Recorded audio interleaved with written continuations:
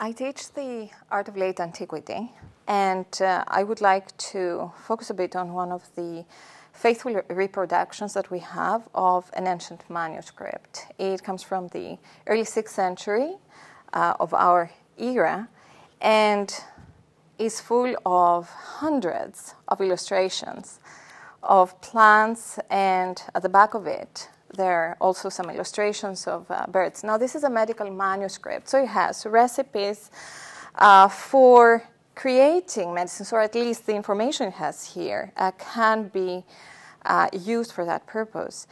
We know some of the details of the patronage of this book. So the author of the book is Dioscorides, somebody who lived in the 1st century CE. But the book was made in around 512 to 515, a few centuries later.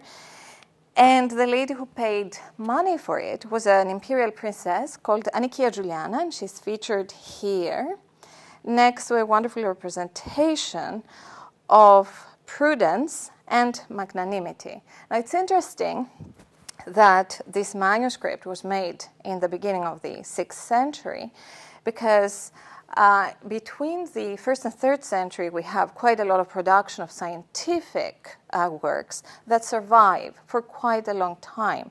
And in the early 6th century, there is a bit of competition between imperial patrons, the emperors as well, to show how much they can spend on the arts, including manuscript, but also wonderful great churches like the Hagia Sophia in Istanbul.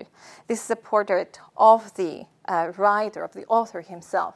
Now, this kind of book was used for centuries and centuries, and indeed this same manuscript has annotations both in Greek and the original language. The text is written in Greek, but also Arabic, which shows that there is quite a history of use of such scientific manuscripts in a time when there was a lot of religious art, but where a lot of the ancient secular knowledge was integrated in the patronage of the arts and the knowledge systems of medieval people.